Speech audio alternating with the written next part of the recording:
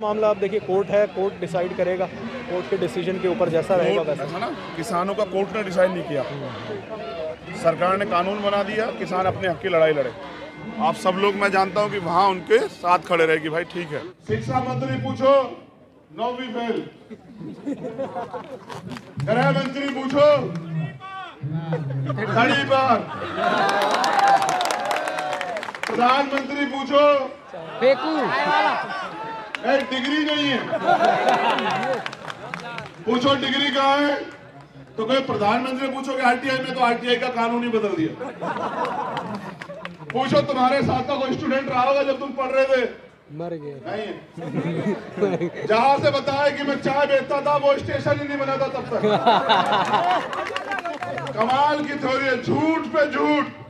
बस एक बात कहते कि हिंदू खतरे में है, लोग सतर्क हो जाते हैं हिंदू खतरे में। और 35 साल तक भिक्षा मांग के खाए थे। अब मैं ये पूछना। हेलो दोस्तों, मैं हूं फेरोज शेख और आप देख रहे हैं BN5 न्यूज़। अगर आप भी गोदी मीडिया का विरोध करते हैं तो इस चैनल को सब्सक्राइब कीजिए, लाइक कीजिए और इस वीडियो के बारे में कमेंट बॉक्स में अपनी राय को पेश कीजिए।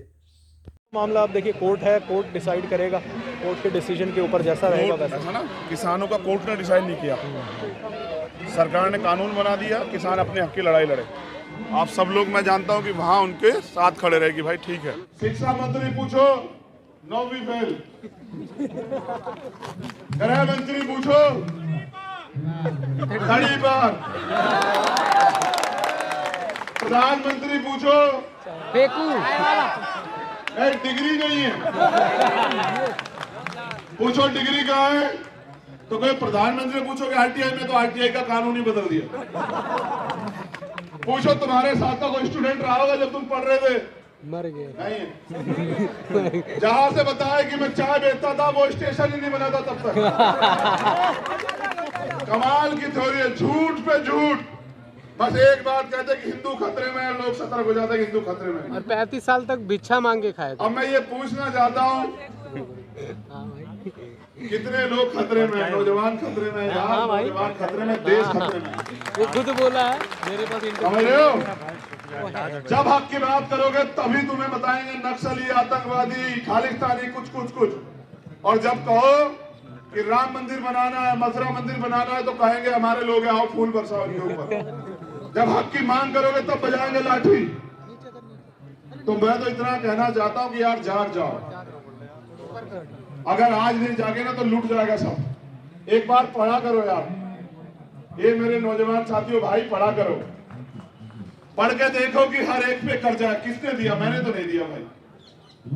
ये चुनाव में 10,000 20,000 करोड़ रुपए लगाए, किसका पैसा है भाई? 20-20 हजार बस, 2-2 हजार बस लगाए, किसका पैसा है भाई? बजट समझते हो कैसे बनता है? बजट बनता है आपके टैक्स के पैसे से। जो टैक्स आप देते हो ना, वो सारा टैक्स का पैसा जाता है गवर्नमेंट के खाते में, और जो प्राकृतिक रिसोर्स है उससे बनता है बजट। और बजट का पैसा तुम्हारे ऊपर, तुम्हारा पैसा तुम्हारे ऊपर नहीं लगाते, अपने ऊपर लगाते हैं। 10 लाख का कोट पहनते हैं, 8-8 हजार करोड़ रुपए के उसमें चलते हैं जहाज में, और तुम्हें कहते हैं कि हम फकीर हैं और दुनिया की कोई सुविधा उनके लिए कम नहीं है। ये नौजवान साथियों, तुम्हारे माँ बाप ने तुम्हें कहां से कितनी मेहनत से पढ़ाया होगा, क्या क्या नहीं सहा होगा तुम्हारे लिए। कौन खतरे में है? तुम खतरे में हो या वो खतरे में? खतरे में तुम्हें तो लड़ेगा कौन सा? बुद्धिमान बनो। ये खतरा तभी आएगा जब चुनाव आएगा, चुनाव के बाद खतरा टल जाएगा। समझ रहे हो?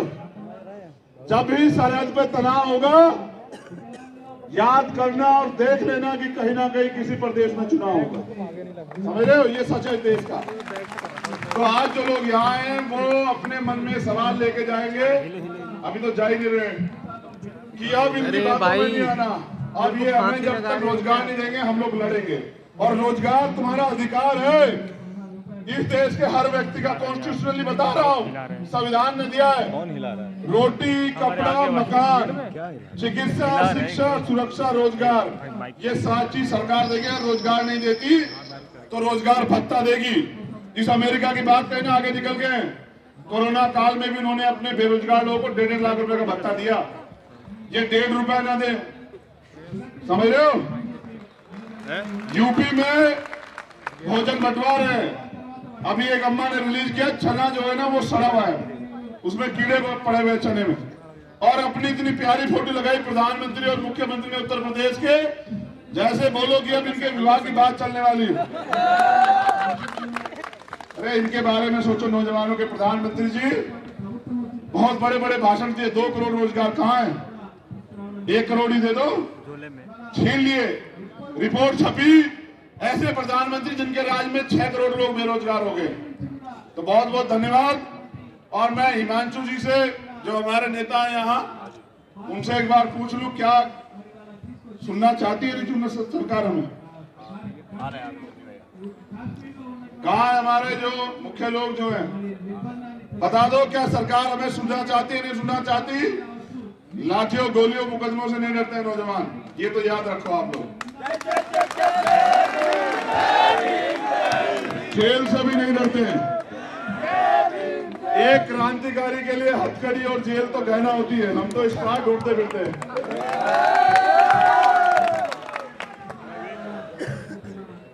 मेरा अनुरोध है, कितने लोग हैं जो हक के लिए लड़ना चाहते हैं? बताओ। कोई जवाब नहीं देगा। बताओ, वादा करोगे नहीं करोगे? अगर तुम्हें लाठियां पड़ोगी तो क्या करोगे? लेट जाएंगे। सोचो, आज मातृभूमि की रक्षा पे है, कोई भी कुर्बानी देनी पड़े, लेकिन आज जब तक आपके अधिकारों पे बात नहीं होगी तब तक हिलना मत यहां से, ठीक है? कहाँ हैं बताओ, जल्दी पूछो। बहुत हो गया, 4 बज गए।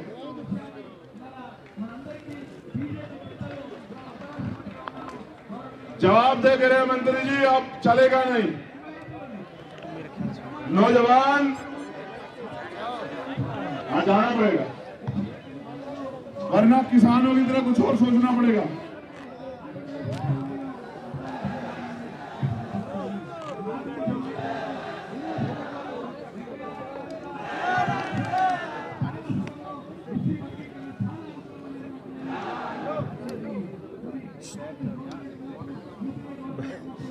बैठ जाओ।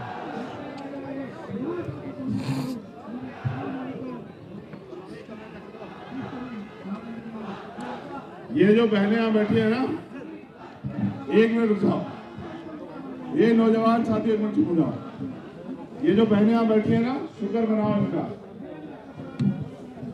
और एक बार तालियां बहनों के लिए जरूर बजाओ। इसलिए बजाओ कि कितनी पाबंदियां इनके ऊपर, इतनी पाबंदियों के बाद भी अपने हक की लड़ाई लड़ने के लिए आए। कहां से नहीं आए? एक और बार दोनों हाथ उठा के, महिलाएं नहीं बजाएंगी, बहनें नहीं बजाएंगी, सिर्फ भाई बजाएंगे। तालियों में जोर कम है।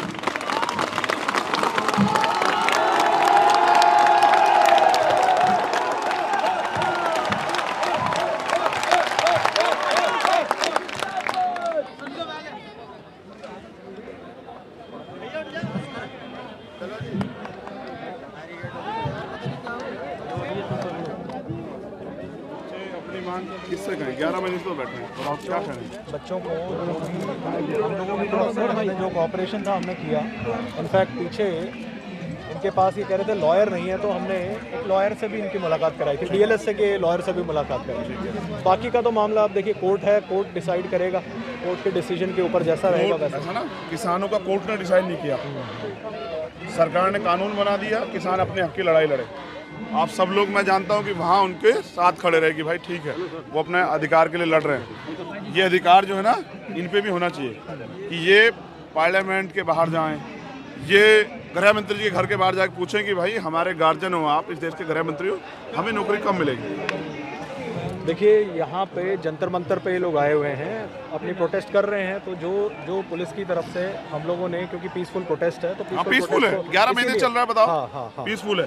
तो ये समस्या क्या है ना, देखो, हाँ, किसी बच्ची की 3 महीने की बेटी है, किसी की 11 महीने, किसी की, हम सब परिवार वाले लोग, किसी के 3 साल की है, 11 महीने से बैठे हैं।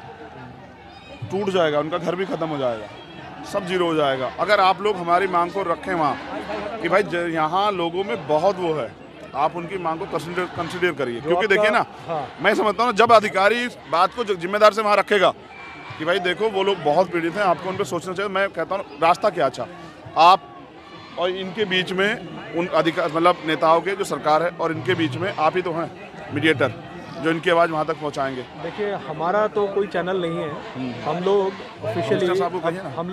हम लोग नहीं दे सकते हैं। कोई मेमोरेंडम है, आप हमें हैंड ओवर कर दीजिए।